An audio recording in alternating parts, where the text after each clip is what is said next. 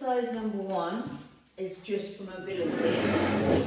Find a chair that your feet can get flat to the floor. Make sure your back is well supported for now. Maybe you'll join me sitting without support at some time in the near future. And then how high can you lift your heels? So essentially you're pointing your toes. You're trying to straighten out that crease in the ankle, going into something called plantar flexion. We have 10 of these. The pace you move at suits you.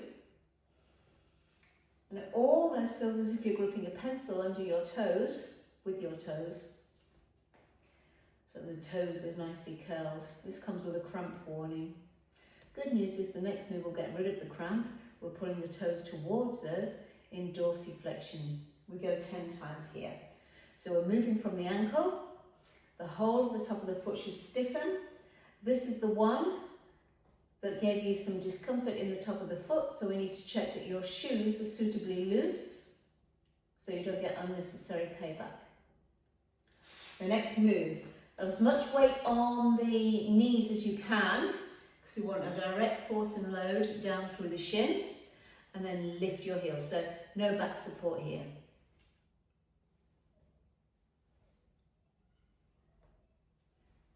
Now pushing down on the knees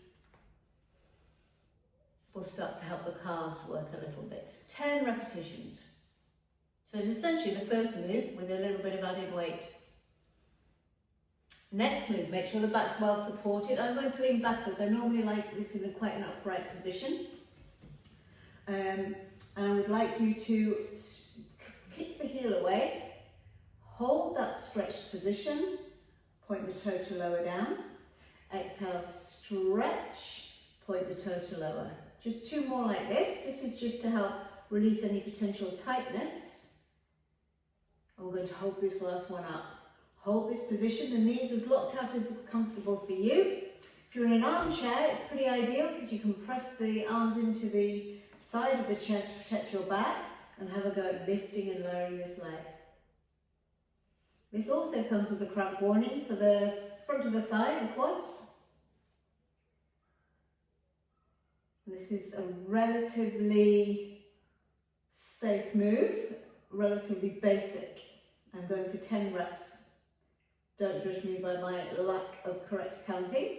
Change sides. So I'll keep going in case you want to do this with me. So push the heel away, point the toe to lower. So essentially you're stretching the leg into the heel and then maintaining the stretch to lower. Arms are still on this one if it suits you. Hold the last one up and then up to 10 leg lifts.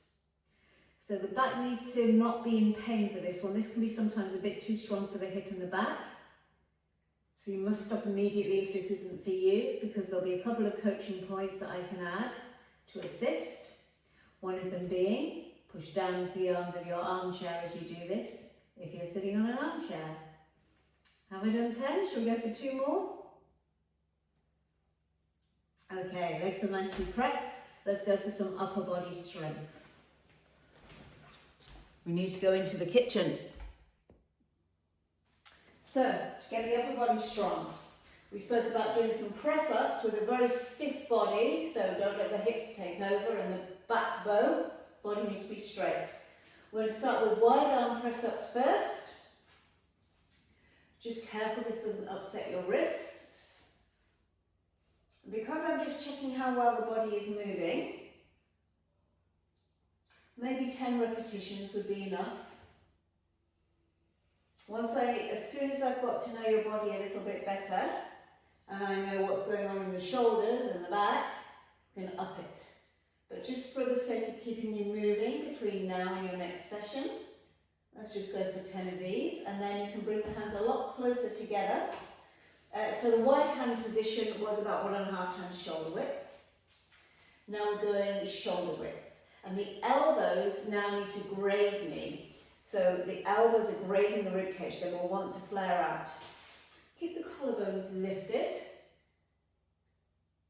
and keep the body stiff. 10 of these in total. Should we go for 5 more? 10's a rough number, 8, somewhere between 8 and 12. Okay, we don't want to do a high amount of reps, 16 plus, until we know that the joints will tolerate it. And of course, we can make it a little bit tougher. Final move, should we try some balance?